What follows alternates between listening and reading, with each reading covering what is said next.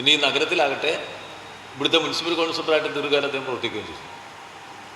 ഒരു പത്രപ്രവർത്തകൻ മുനിസിപ്പൽ കൗൺസിലറാകുമ്പോൾ തന്നെ അത്യപൂർവമായിരിക്കും. എന്തൊരു നല്ല പ്രവർത്തനമാണ് ഇവിടുത്തെ പ്രതിപക്ഷ നേതാവായിരുന്നത്. ആകെ തല്ലും തകരാറും അങ്ങനെയല്ല.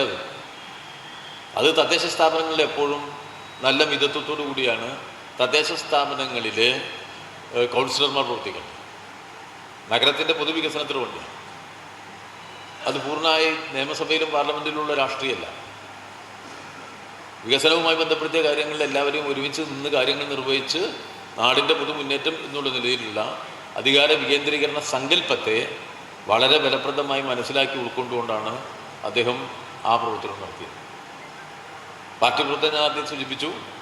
ഏറ്റവും പ്രയാസകരമായ കാലം, അടിയന്തരാവസ്ഥ എന്ന് പറഞ്ഞാൽ ഏറ്റവും പ്രയാസകരമായ കാലമാണ്. പുറമേ കണ്ടാൽ ജയിലിലേക്ക് അങ്ങോട്ട് പോകും. ജയിലിനും നാടിനും ഇടയിലൂടെയുള്ളൊരു സഞ്ചാരമാണത്.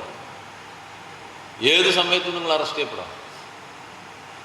ഏറ്റവും ബുദ്ധിമുട്ടേറിയ രാഷ്ട്രീയ പ്രവർത്തനമാണ് അടിയന്തരാവസ്ഥ കാലത്തെ പാർട്ടി പ്രവർത്തനം. അന്ന് മലപ്പുറത്തെ കമ്മ്യൂണിസ്റ്റ് പാർട്ടിയുടെ ഏരിയ സെക്രട്ടറിയാണ്. അപ്പോൾ ആ ജീവിതത്തിൻ്റെ ഒരു സവിശേഷതകളിലേക്ക് നിങ്ങൾ നോക്കൂ. ഏതെല്ലാം തരത്തിലുള്ള ചുമതലകൾ പാർട്ടി ഏൽപ്പിച്ചത് നല്ല ഫലപ്രദമായി സഖാവ് കുഞ്ഞു മുഹമ്മദ് ഇവിടെ നടത്തി കാണിച്ചു.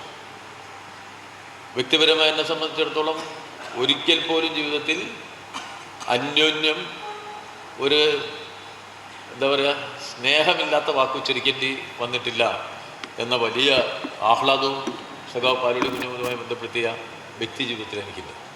അപ്പോൾ ഈ നഗരം നിറഞ്ഞു നിന്ന ഒരാളെയാണ് ഈ സായാഹ്നത്തിൽ നമ്മൾ അനുസ്മരിക്കുന്നത്. ഒരുപാട് ആളുകൾ ഇവിടെ ഒത്തുചേരുന്നുണ്ട്. വലിയൊരു രാഷ്ട്രീയം ഇപ്പം പറയുന്നത് അത്ര ഗുണവുമാവില്ല.